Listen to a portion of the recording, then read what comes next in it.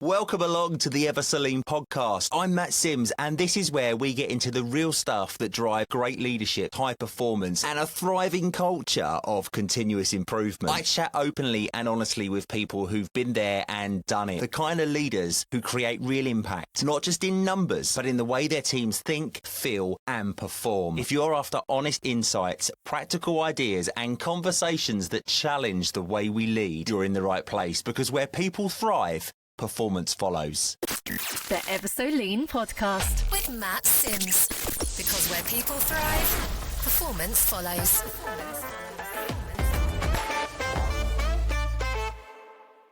Welcome back to the Ever So Lean podcast, where today I am delighted to introduce Stacey Franklin, or Stacey Franklin, because the S key is not working on my keyboard today, so she is now to be known as Stacey.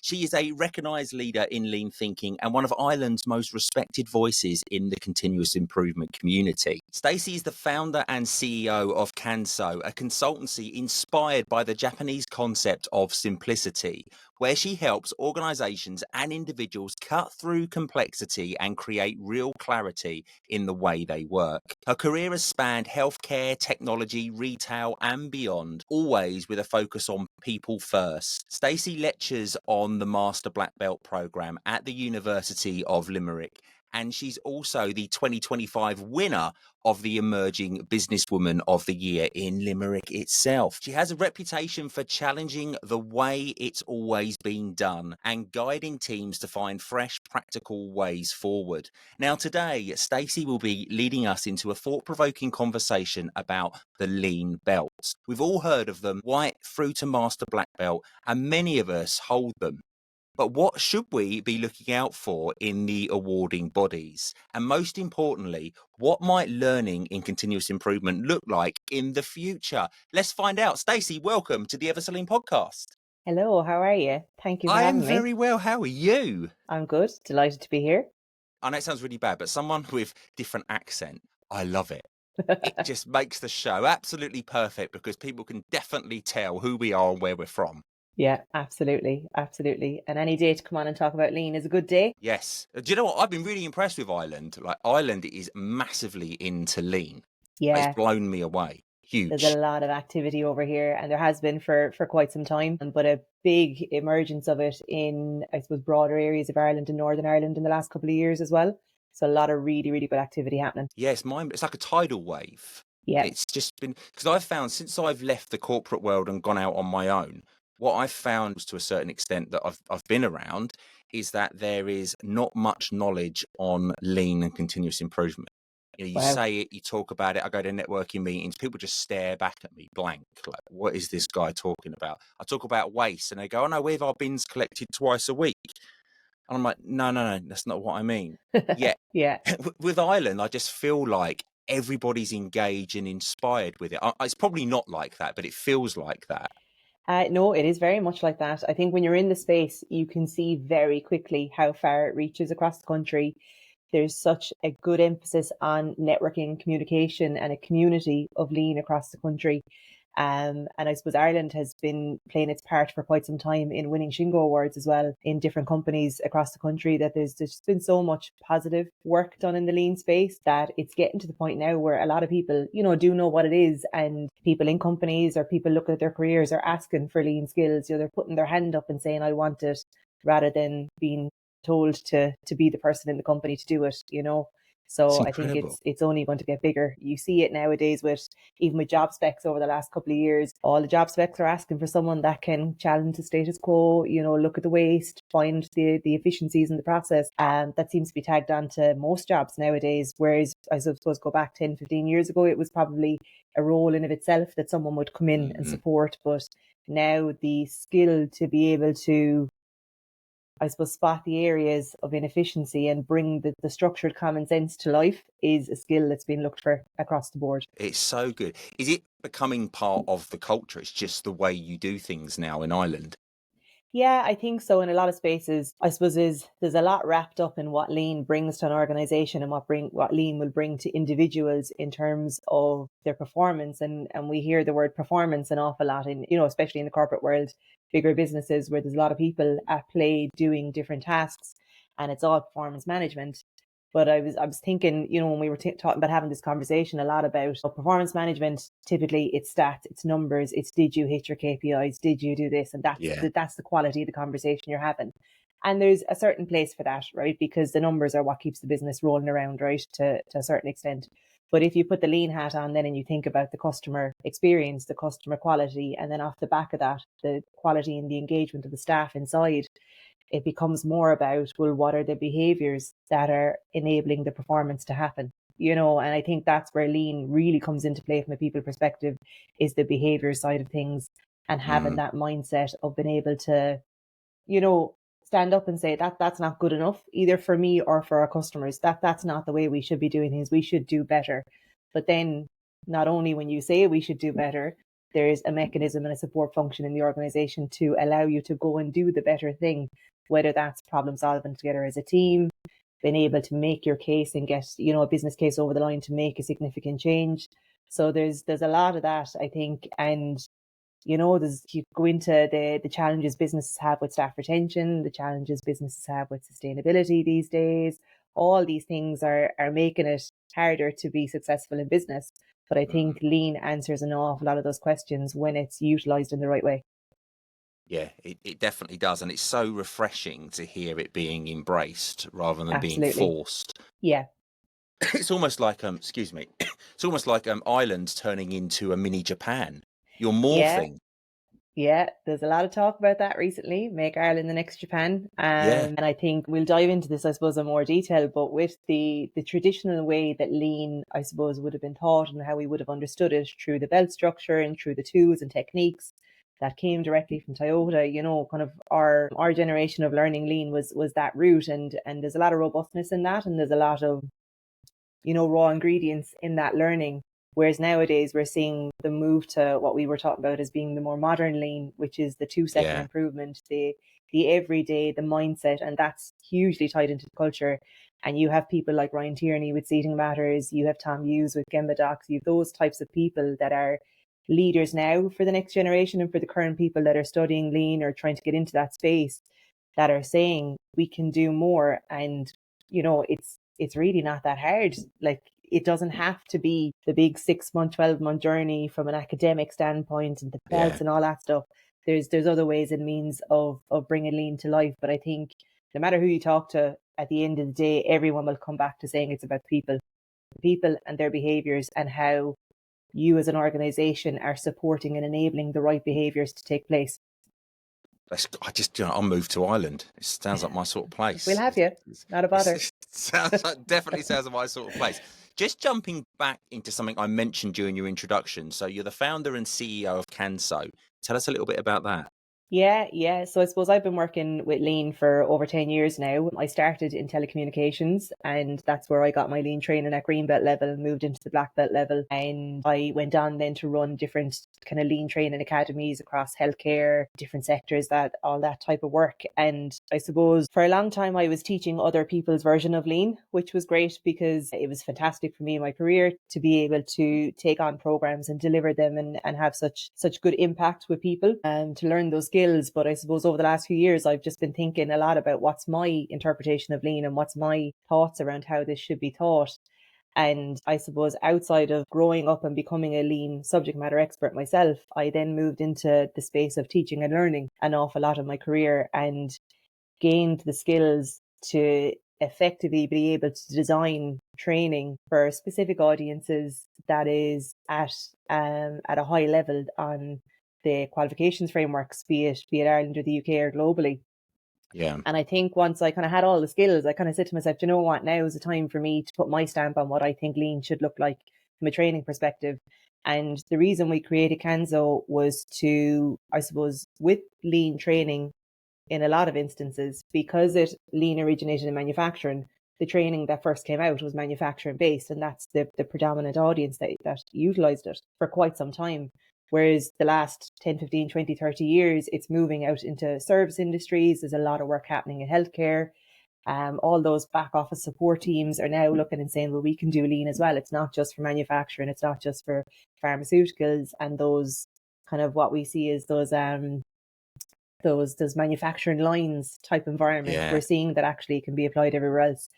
But I suppose in my time of seeing a lot of training programs that are out there and training different courses, the materials I found, the examples, the case studies were still leveraging the original manufacturing material in a lot of cases. And it just became very hard when you have a mixed class of, you still have a lot of people that are coming from manufacturing environments, but you've people from service-based industries, like the Amazons, the Post, the banks, that type of transactional environment, or very heavy, rich customer experience environment that are very into customer engagement, but that's not seen in a manufacturing environment.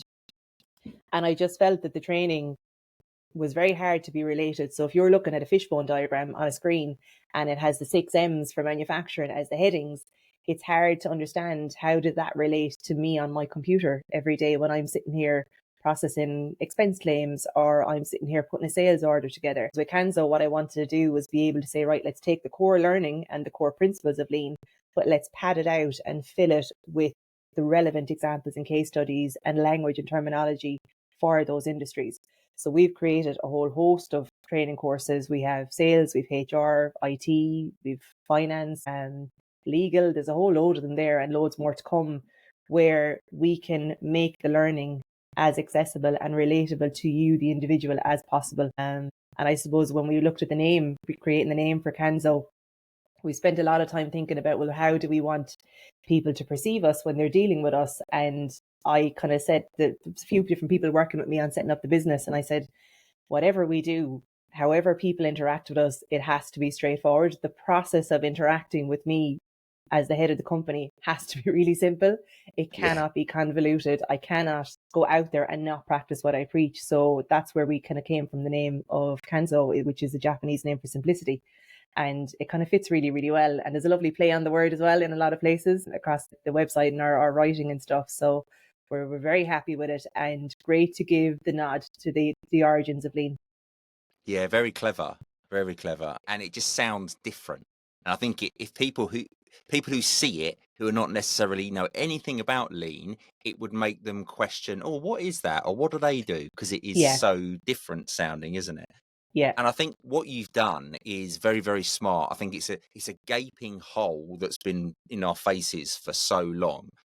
And I find that nothing switches people off more when they've committed to a development opportunity of going on a course, or doing a virtual course, however they're doing it, and then you whack in front of them of things about production lines where a car part has failed, or something like that, and they're sitting there thinking, why the hell are you teaching me this stuff? Because they don't get that it's the methodology behind it. The logic's correct. It's meaningless.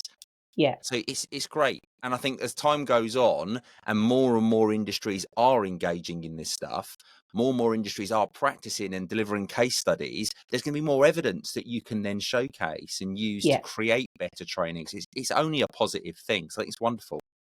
Let's have a look at the belts then. The belts they're out there. Everybody, if you're going to go into, it's normally Lean Six Sigma that people will go into initially. I have my views on that. I'm sure you do. They normally go that way. And people, do they still want belts? I don't know. They tend to go for the belts. And everyone knows that from martial arts, a black belt or a master black belt is the top. Then you go into your green, down to your yellow, down to your white.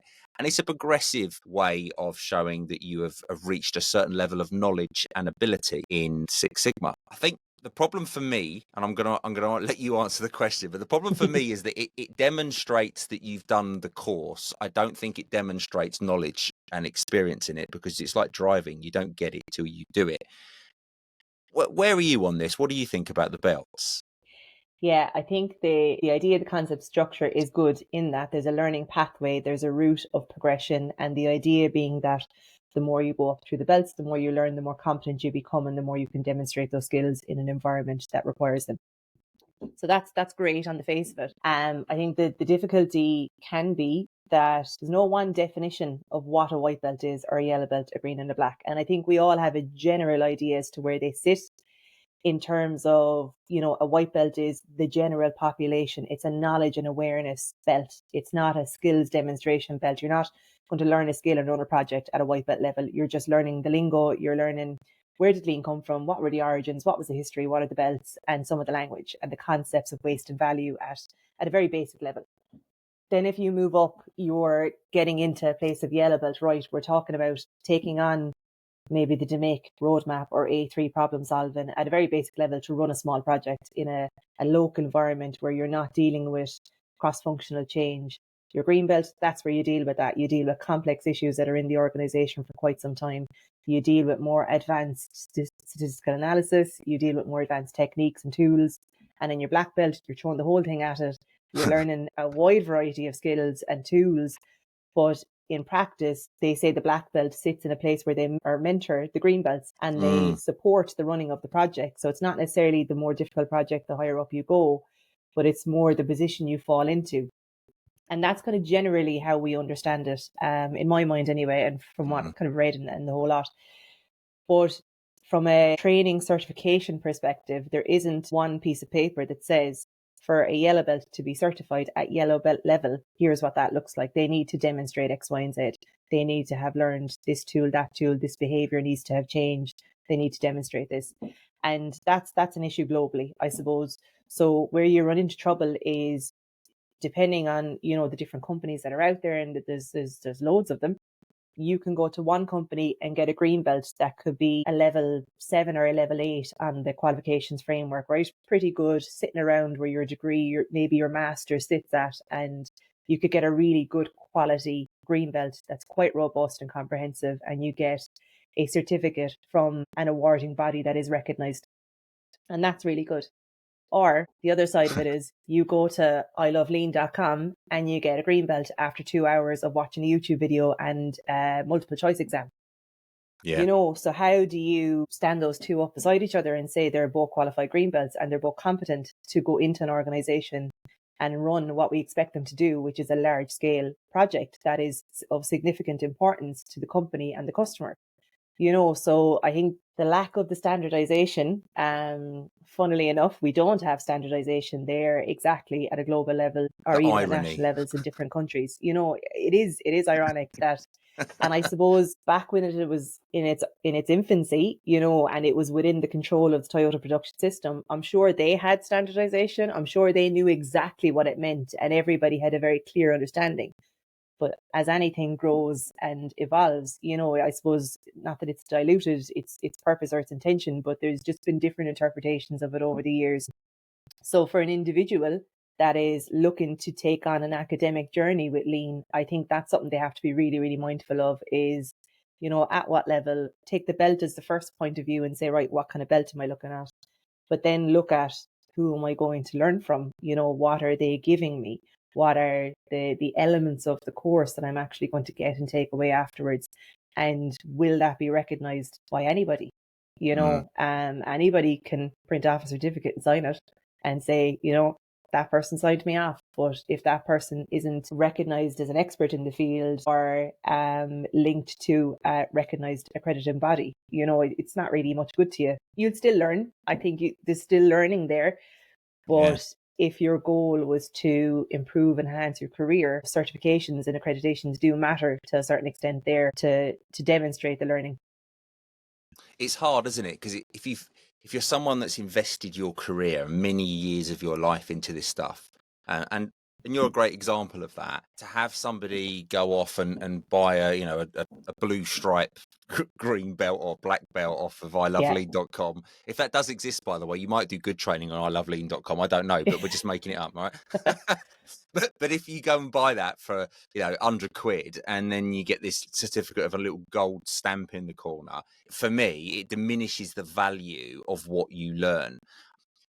Can you imagine going to a martial arts class, right? You walk in on the first day and you're ready for your first lesson, and you're in this dojo, and then they go, right, watch these videos, and you watch a load of YouTube videos, and they give you a multiple choice question at the end, and they go, right, black belt for you. Then you've got all the question. You walk out of a black belt tied around your gi.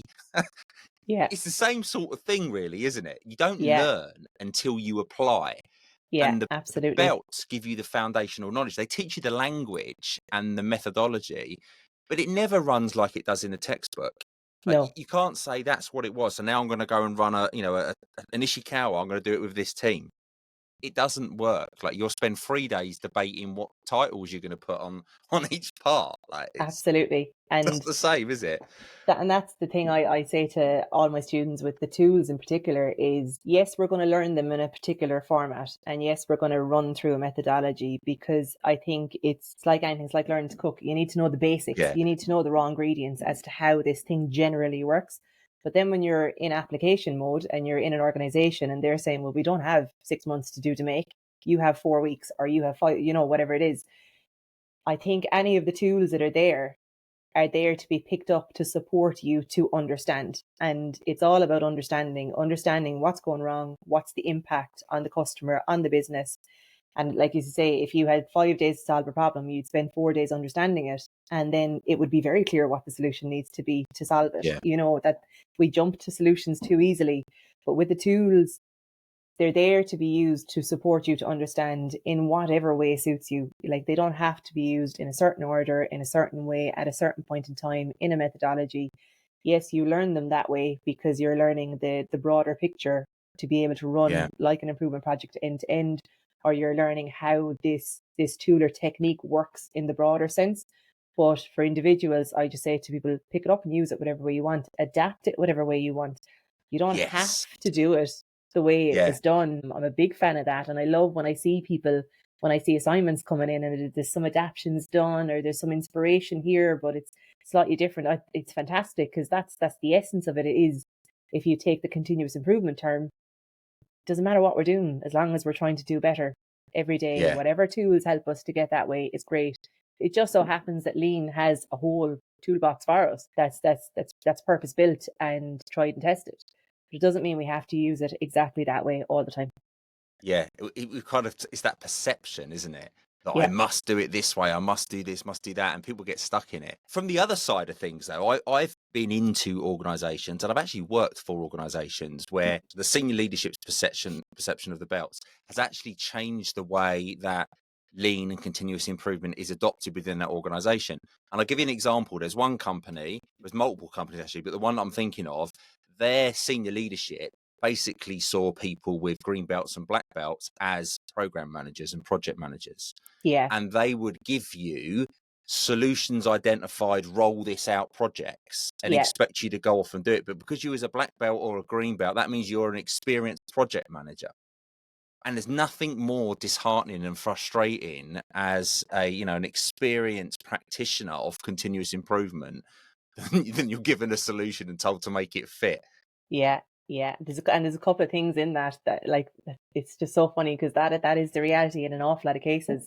And I suppose the thing, just from the lean learning perspective, it's something that comes up all the time. A lot of programs are designed in that you go through your learning, and as you're going through your learning, you're running a project, because the idea is that the individual gets the learning and the company gets the project and gets the win, right? And there's an investment in the learning. The company pays for the learning for the person, and they get a project back, and they might get 10, 20, 30, 50 grand back in a saving or an improvement for their customer, right? And that's one way of teaching, and that's fine.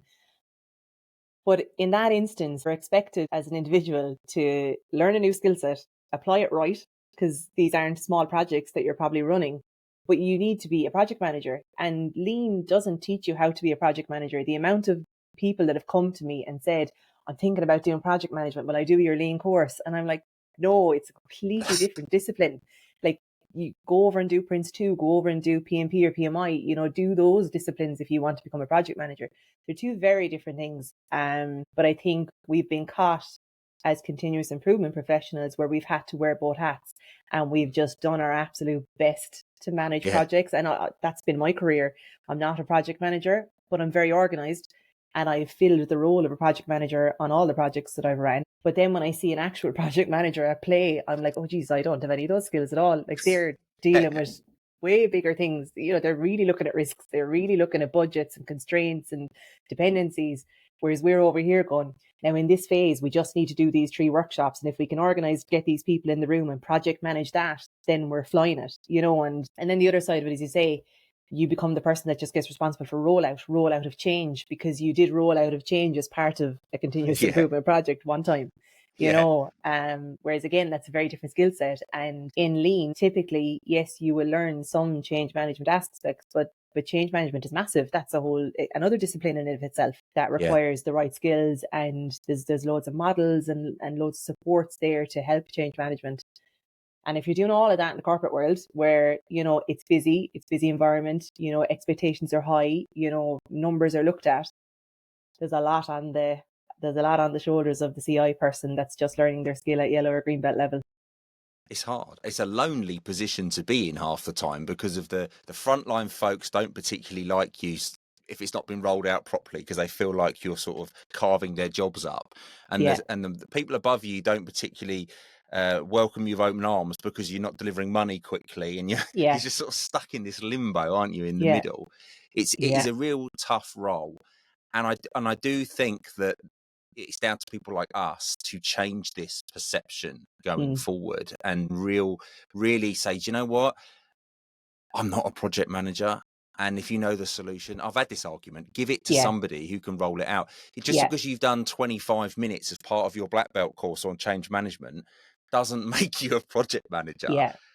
There's definitely a massive gap I've found in all of the lean courses, or the Six Sigma courses in particular, that are related to belts, that I've looked at their curriculum. Very few of them actually focus on people. They talk about tools, they talk about methods, talk about frameworks, all of these words that switch people off, but none of them go into depth on the people side. Yeah. I think that opens a big question as to what does the organization want? Does the organization want to be just delivering projects and hitting numbers, or does the organization want to create a culture where, I've said this a few times, if you were in an organization that fully embraced the continuous improvement spirit and the culture of lean, you would say to yourself, right, imagine you come into work, you know what you need to do today, you know how to do it, you have the tools in front of you to do it. And if anything happens along the way that's not quite right, or some problem pops up, you have a mechanism and a support function to be able to problem solve that. Like that's the dream. That's a lovely place to work. And if that's what organizations want, then it's a different type of learning, and it's a different way of learning lean, and it's very much on the culture and the behavior side.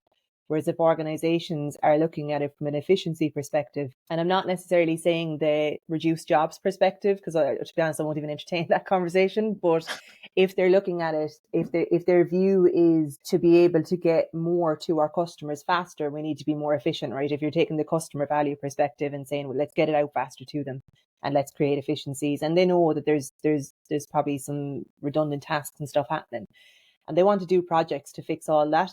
That's another way to do it, but that's just fixing the problem one problem at a time. It's not, and you're fixing the problems that were created probably 10 years ago, 15 years ago, that have built up and built up and built up now to the point where the whole thing is breaking, that you have to fix it. And you fix that and you'll go in and firefight. But if you're not changing the culture, there's new problems that are starting now that will be a problem in 5 years' time or 6 years' time, that you have to do this all over again.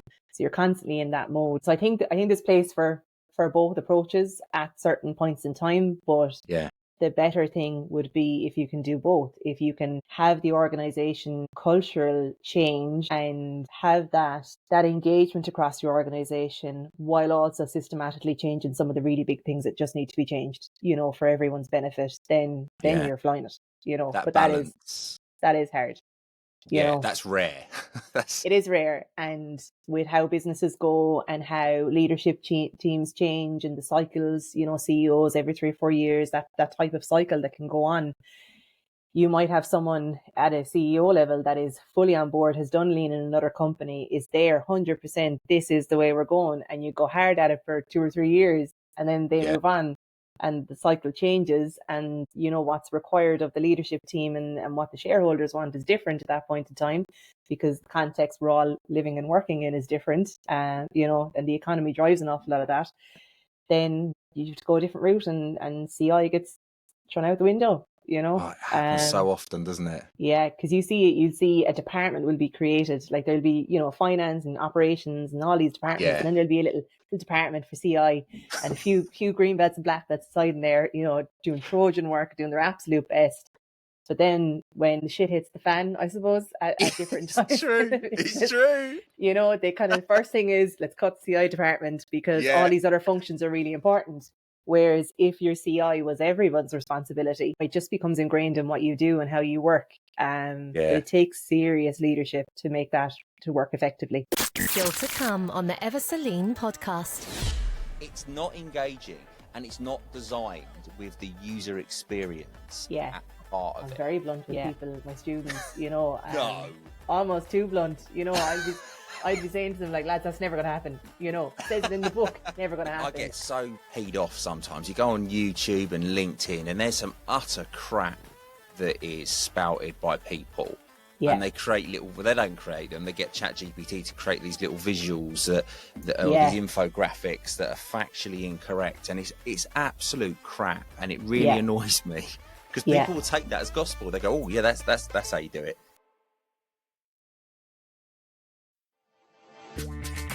Thirteen-time Shingo Prize winner Dr. Jeffrey Leiker and Toyota Kata author Mike Rother have created the Improvement Kata and Coaching Kata online course. This inexpensive, compact program is designed to transform your thinking and approach, making you a highly skilled learner and coach. Engage in deliberate practice to turbocharge your progress. You also get lifetime access to the materials, including all of the bonus interviews. Why pay up to 10 times the price elsewhere, listening to some consultant, when you can gain direct insights from the masters themselves? Skip the rest and go with the best. Join us today and embark on your journey to excellence. Just click on the link below to start your journey. Want to take your leadership, team performance, and business transformation to the next level? Then it's time to think differently. With lean thinking and a people-centric focus, we reshape the way people think, lead, and perform.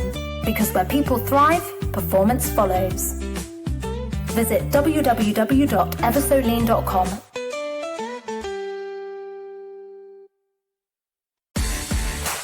Are you ready to elevate your team's ways of working? Are you seeking fresh insights and growth opportunities? Our experts will assess your team's practices, providing valuable insights for improvement and celebration. Reward and recognise your team with this certification tailored specifically for creating an improvement culture. The BQF Academy accreditation acknowledges your journey, outstanding outcomes, and future plans. Whether you utilise Lean, Six Sigma, project management, or continuous improvement techniques, this certification celebrates your incredible work and positive impact. Propel your team's performance to new heights with the BQF Team Excellence Culture certification. Visit www.bqf.org.uk today and let's celebrate your success together. Yeah, someone said to me the other week, like, you've been doing this for a long time, like, what's the biggest thing that bugs you about what you've done over the last 25 years?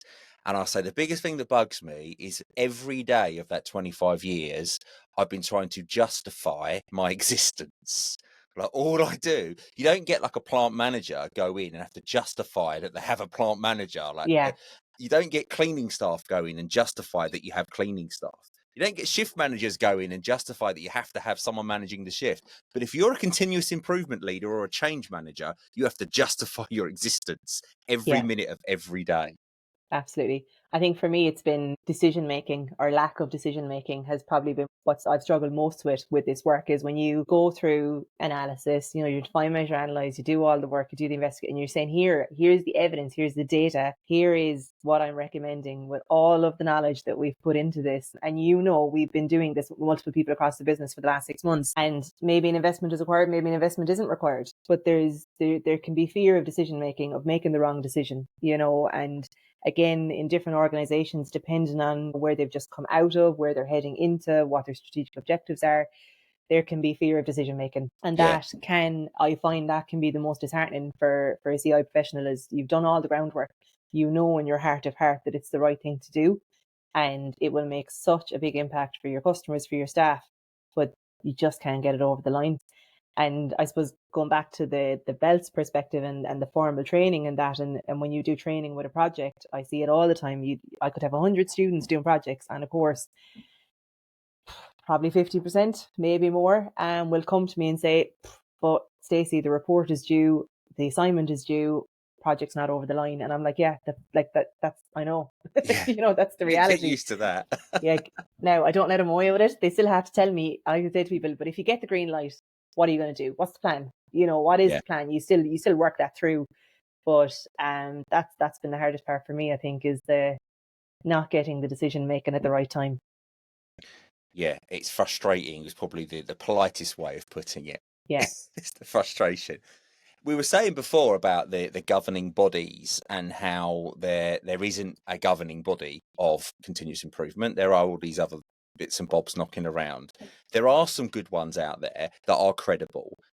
And what I've noticed, and it might just be me, and I might not have noticed it before, but I've noticed there's a lot of universities now, and you lecture on a part of it, don't you? Yeah. That there's lots of universities that are coming on board with this now, and they're either teaming up with consultancies that offer this to give some credibility, or they actually run courses and offer qualifications themselves. Yeah. Yeah, it is. It's great because again, that brings the robustness. So if you're looking at a university, and you look at how do they justify their courses or what is the evidence of learning there, you have things like in Ireland, it's the National Framework Qualifications. I know in the UK you have it's RFQ, and you kind of have 8 levels. We have 10 levels that will bring you right up to your doctorate, we'll say. So if you're going through a university and they're taking that on board, you have a system there that says this is what this person should look like, when they come out of it. And if you look at how courses are designed and developed in universities, it's quite a rigorous process, as some of the recognized awarding bodies. You can't just throw in a course and hope for the best and teach. You can't just say, I know all about fish bones, so I'm going to go out and teach it. And that's not the space for that. But as you look at the different levels as well within those frameworks, and you start to look at some of the language that's used to describe the learning, the outcomes and what's going to come from it. Like if you're down the lower levels 1, 2, 3, you're looking at having a knowledge of, right? And that's quite general. If you move up through the levels, you're looking at demonstrating a broad range of knowledge and a broad range of skills. And then if you move right up the top, you're looking at a systematic understanding of knowledge, being able to critically assess and understand and synthesize information. So there's an awful lot of benefit to universities coming on board with this, I think, from an academic perspective, for the people that want the robustness of the learning and want certification on their CV. They might have a career path in mind they want to go, and that's part and parcel of it. Same for some of the organizations that take this on board and put people on these courses. They want to know that they're getting the best learning for their people so that they can apply it and take the learning back to the organization. So it's great to see universities there. So yeah, as you say, some universities will build and design their own courses. They'll bring people in-house to do that. Other universities will partner with established consultancies and training companies that kind of know what they're doing in this space as well. I know from our perspective in UL, they're really, really big on the lectures being industry-led while it's an academic course, and there's academic aspects in terms of you have assignments, you have due dates, and there's requirements of those assignments that are formally assessed. It's more about the practical aspect of lean and the industry aspect of I suppose, how do you apply that in reality? Brilliant. And that very mumuch works for me in my own kind of, I suppose, way of teaching. Is I'm very blunt with people, my students, No. Almost too blunt, I'd be saying to them, like, lads, that's never going to happen. It says it in the book, never going to happen. And here, let's have a conversation about why. And there's learning in those conversations, and there's a lot of sharing in those conversations. I think you have to not be afraid to say this is hard, and I think, again, like I was saying earlier, if you're an individual looking at training, if you want good training, you need to be looking at the certification and the awarding bodies, and there's plenty of them out there, and you need to look at things like, well, what's the level? Where's the level at? How high is that? Is it degree level? Is it master's level? Is it lower than that? What's the level? And then what are the credits associated with that? And the credits kind of generally equal your hours of study and demonstrate how much you would have put into it. And you kind of have to just trust then that the academic system is robust. It's designed to be robust, to say the assessment methodologies and the way that you're being assessed is robust and comprehensive enough to then, when you get that certificate and you get that piece of paper, it does actually mean something. Yeah, I completely agree. So I have courses that are accredited by two different bodies.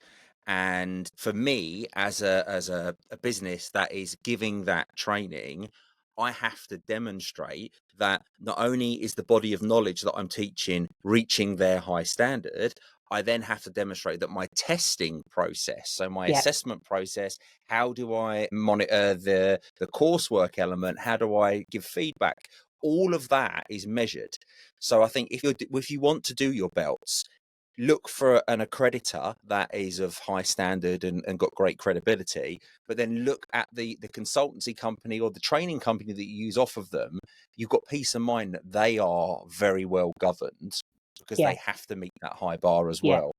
Absolutely. I'm in the same boat. My courses are double accredited as well. So we have partnership with UL to accredit on the NFQ at level 8, and we have CPD accreditation as well that's been worked through for the courses. So both of those, have a framework, and like that, you be the same when you're starting to design a course. You have to put down like a description of the whole thing, and you have to really think about your learning outcomes. So what is going to change as a result of this training for the Yeah. individual? What is the learning going to look like? And then, then you decide, right, that's what we want them to learn. And then you go, right, well, how do we test that and how do we assess that? There's an assessment methodology behind it, and you go through that and you work that out. And then you look at, right, well, how are we going to deliver the training to be able to achieve the learning outcomes and then effectively assess it? And then you say, all right, well, what are the resources that are needed to support the learning, be it in the classroom, be it online, be it self-guided, whatever the methodology is that you choose for the learning. There's a huge amount that goes into that. That's not a small piece of work.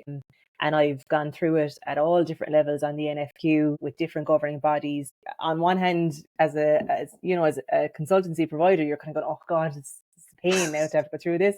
But on the other hand, you say to yourself, you know what, actually, this is really good because this is forcing me to make sure that what I'm putting out there is of really, really good substance and quality. And these guys are the gatekeepers of that, and they're going to hold me account to that. So yeah, whether it's a university that you go to or whether it's an individual company, consultancy firm or training academy, it all comes back to, who are they governed by? What are the awarding bodies? What's the certificate going to say at the end of the day for you as an individual? I think it's so important. A lot of work goes in behind the scenes to create those courses, an awful lot of time and effort. As a provider, it's not a copy and paste. If you've got virtual classroom, face-to-face classroom and self-guided, it's not copy and paste for all three deliveries of that Greenbelt course. No, it's not.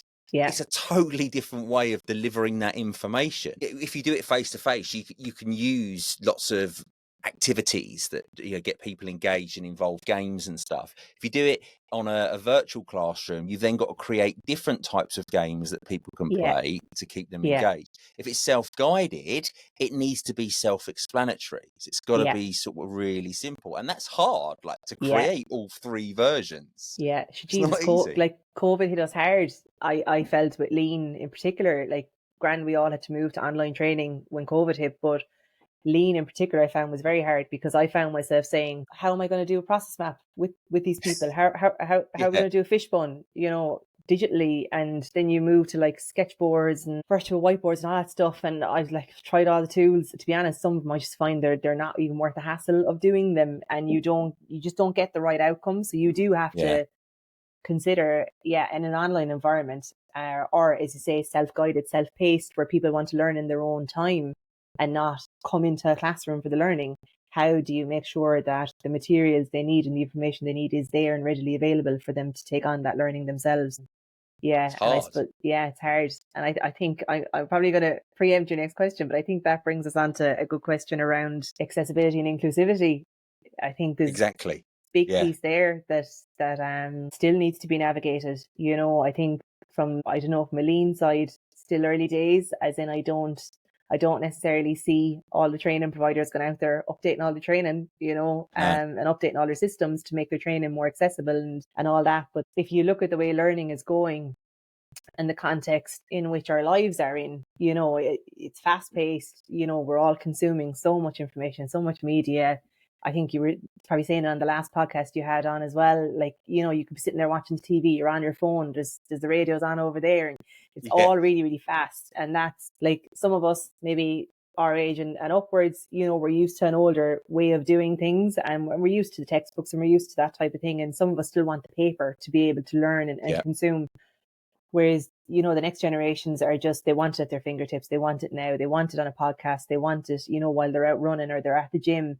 They don't learn in the same way. And if you look at even the way things are going with micro learning, there's so many apps out there around micro learning, listen to this 15-minute kind of piece of learning to get something into you, rather than sitting down and taking on a 3, 6, 9 month course. I think there's a lot of thought to be given to if we were to not teach lean in the way that it's traditionally been taught in the belt structure, with the project application, with the to make roadmap. If you were to not do that, what does lean teaching and learning look like? It's a really good question. What does it look like? Yeah. Where can this go? It's hard to think of. I was trying to think last night. I was trying to think of like a similar sort of thing that's progressed and maybe ahead of lean and continuous improvement in terms of how it's moved on. And I guess like you go from, do you remember like the traditional safety training? It was just such boring questions. I remember learning about riddles. My God, those boring thing in the world. You used to have to do it every year. It was a refresher. And then it moved to like videos. You'd watch little videos, and they got cottoned on to people. You just go next, to get to the questions. Whereas then they stopped you being able to press next, and you had to watch the entire video all the way through. And my wife, she looks after children at the weekend in like a social care environment, and she had to do this training on what first aid for children if something comes up. And I'm sitting there watching this training, and I'm thinking, this is absolutely horrendous. Like horrendous. Like I'm sitting there thinking my training is far better than this kind of stuff. It's not engaging, and it's not designed with the user experience at the heart of it. It's designed to lecture a message. And it's gas, like, because isn't that just lean all out? Like if the process, the product, the service isn't designed for the end user, for the customer, to give them the most value in the way they need it. And you see there's a lot of examples nowadays of augmented reality playing a part in SOPs. So you'll see someone might come along to a workstation, and there's, kind of a projector overhead, and it's video relaying over the process for putting something together or whatever it is. Brilliant. And you can follow that. And that's really, really cool and like really kind of, up to date.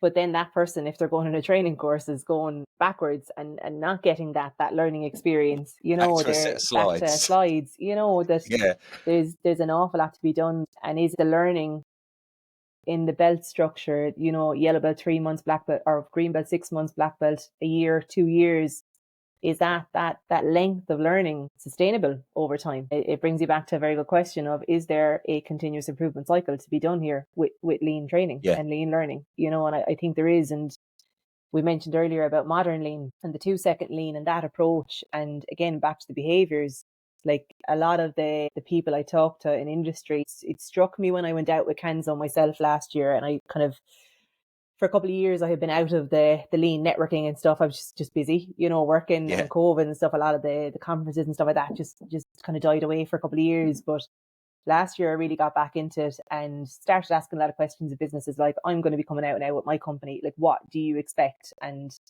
a lot of them said, we don't care about the tools. We just want the behaviours. We can teach them the tools ourselves. We just want the behaviours. When I was starting to put the training courses together for Kanso, I really had to think about, what is my take on lean? What am I saying here? Am I going down the to make route? Am I going down the behaviours route? What is it? And I kind of settled on my description of lean being 3 things. Like, lean is the people aspect, the culture, the respect in the workplace, right? That's one part of lean that is so important. There's a second part of lean, which is the problem solving, the to make, the A3, the DMADVs, the roadmaps. And that's the big projects that need to be done in big environments. And they have their place and they're very good when they're done right. But then the other side of it is just efficiency tools. So your Kanbans, your JIT, your tools that are there, that they don't have to be done in the methodology. They can just be rolled out. And I think that's where the 2-second lean sits very well, between there and the culture. I think that 2-second lean piece is bypassing the methodology and the to make in a sense, and saying, Well, if we just do loads of the efficiency all the time and we have a culture of being able to do that quite regularly and we support that and enable that, then we will reduce the risk of getting to the place where we need to bring in the big guns and roll out the methodologies, you know. So there's a lot of that movement is happening, and I think better overall. I think it more encompasses the original spirit of what was there from Japan and the idea of that continuous improvement in a way that works in their specific environments. Do you think we overcomplicate it? I think I have no regrets about the learning pathway I took, right? In that I got my first introduction was a green belt. It was a Lean Six Sigma green belt, very Six Sigma heavy. Definitely challenged me on the data analysis side. We were using Jump, not Minitab at the time. Loads of new skills. I was a total nerd for it. Loved it, right? So that was great. Really like me. Soaked it all up and really got into it. And then went on to mentor on that course, you know, for years and just consumed so much of it that I feel that was a really good basis for me as an educator in Lean. And I went on to do the black belt as well, and kind of get a broad range of skills as well. And there's a lot more of those manufacturing type kind of tools and efficiency tools in that space as well. So that's put me in a very good position as an educator to step into any industry and educate effectively on what Lean is and be able to flex and adapt and understand the lingo of the processes of any industry without having directly worked in it. So that's grand in my career progression. If I was someone that wanted to be working actively in an organization on Lean all the time, I think probably 70% of what I would have learned, it would be redundant. You know, but I think myself, I will always say it's still good to have the context in the background. And I'm a person that likes to know the ins and outs of everything. So the context was all there. The building blocks were there. But if I was actively practicing running Lean projects in an organization in the morning, I wouldn't be pulling out the full roadmap. I wouldn't be pulling out all the tools. I wouldn't be so rigid in the application. And that's something I've had to think a lot about from Kanso's perspective. If we're going in doing consultancy work, how does that rollout look when I'm going into an organization? And it's you know, it's very much the pared back version. And I think you really have to understand the context of where you're at, you know, again, understanding the problem, the impact of the problem. And that's something I feel is missing an awful lot, is the quantifiable impact of a problem to even know that it's something we're going after in the first place. I think it's great people putting their hand up and saying, it'd be great if we did this. And I hear an awful lot of, wouldn't it be great if? Cool, like that's grand. But is there a problem to be solved, or is that just a really cool idea? And Lean is all about solving problems and getting down to the real root cause and eliminating the waste and stuff that all goes with that. So the definition of the impact of a problem, I think, is really important. But are we overcomplicating it? I think it depends on the organization and the context in which Lean is to be utilized. You know, I think if you want to be an organization that has a culture of continuous improvement, bring it back to basics. And there's a lot happening in Ireland with Lean tours, that organizations are now opening their doors and saying, we always want to be tour ready. We're so confident that our standards are, you know, the way they are. We can bring people in and showcase it. And, you know, some of the tours you'll see, they'll tell you from the very first moment you step into the business, they'll say, we started in the toilets and the kitchen. And that's where we set the standard and the behaviour for what was acceptable in this organisation. Then when people were able to clean up after themselves properly and put things back and keep the place neat and tidy, then we brought it out onto the shop floor, or then we brought it into the office. I think there's an awful lot to be said for that. And that's where we're seeing a lot of that success with the modern Lean, particularly in Ireland at the moment. Yeah, absolutely. We used to spend weeks preparing for people to come and visit. You had someone coming to visit for 2 weeks. You'd be cleaning stuff with a toothbrush. You'd script every member of staff that might bump into that person. This is what you say. You'd roll out the storyboards. It was a pantomime, absolute pantomime. And I'm the same as you. I absorbed. I got well into it. I came in through the WCM route, so it was like world-class manufacturing. So it's very lean orientated. And we were given lecture notes that were Japanese, translated to English. Slides didn't make sense. Where they translated it, it was a mess. You had to decipher what it all meant. And back in them days, the internet was fairly new. You didn't have YouTube and stuff to get any knowledge from. You just had the original, like Womack and Jones and the Toyota Way from Jeffrey Leiker. You had those books and you'd have to read them. And it was a real different way of learning.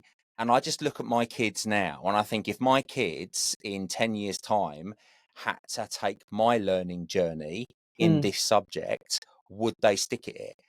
And I don't think they would, because No, I don't think so. they're different. It's Yeah. different now. But you know what I think is the context in which we're all living is different as well. And it's when I get a new cohort of students in, it's probably the first thing I say to them is, you know, to put you at ease, you've all opted to take on a piece of learning at university level. This is not a small piece of learning, and we all have families that are our number one priority. We all have jobs that take up a significant portion of our time, and everything else, families, events, occasions, everything else, financial stress, all that stuff is happening.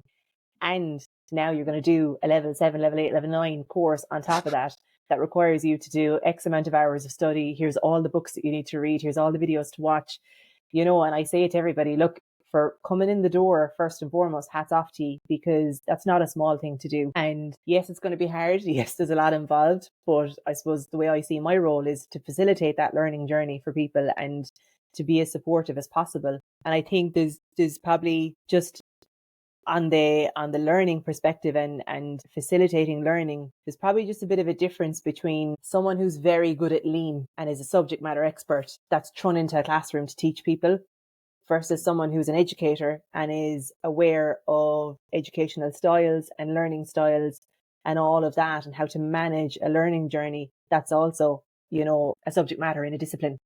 And I think I meant to say that a while ago, that's something just to be mindful of as well, is who are you learning from and what are their credentials to be a teacher as well. Yes. We can all go into a classroom and talk about fish bones for the day, but how do you know the person on the other end it's, as I say, it's not about what I say, it's about what you hear. Yes. And what sticks with you as an individual. And that's really, really important as well. So yeah, if the next nowadays, generation. Yeah. Oh, absolutely. Yeah. I get so peed off sometimes. You go on YouTube and LinkedIn, and there's some utter crap that is spouted by people.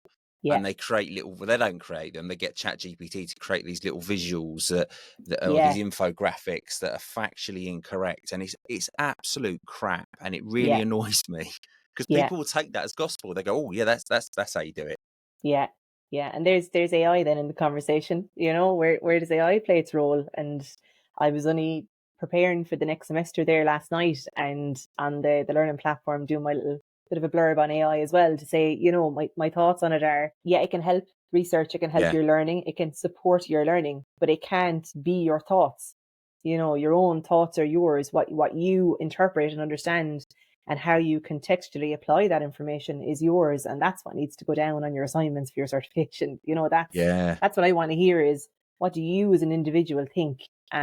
Based on everything that you've learned. So I think AI will play a part for sure, and the likes of ChatGPT can help you to refine and understand information, can disseminate down information.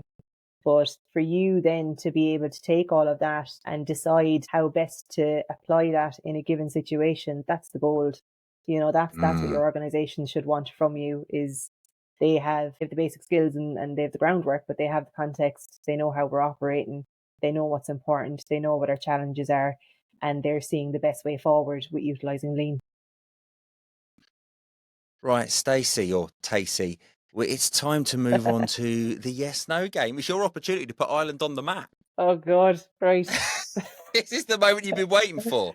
It's the people listen just for this bit. You know that. They actually skip to this bit of the show.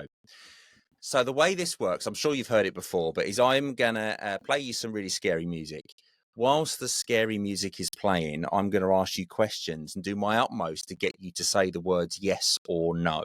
Okay. And your simple task is just to not do that. Just don't say yes or no. I'm not completely cruel. You do get to choose the subject. Okay. And you've got the option of card 1, 2, or 3. 2. What do you fancy?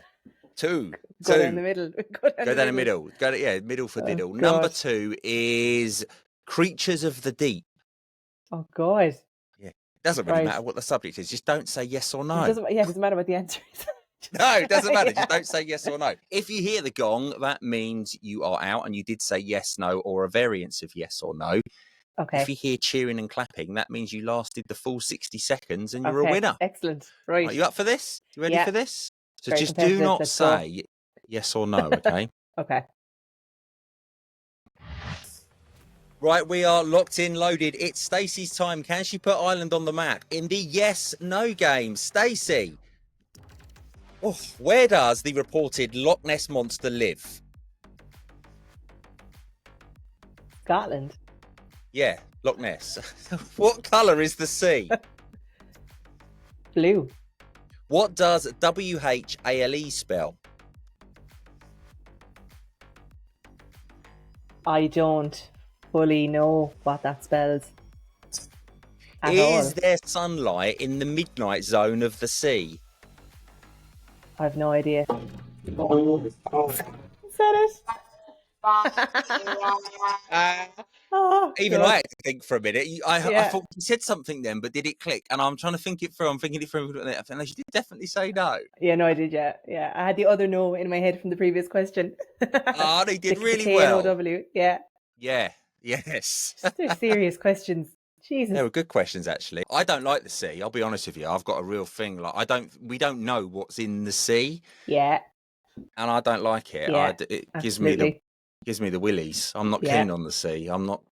Yeah. Do you know my worst nightmare is when we was in Spain, we'd go out on like the little pedalo boats and it's got a Right. slide on it. Oh, And then yeah. you slide out and you land in the sea. But you look down because you can see everywhere. You Yeah. can't see the bottom.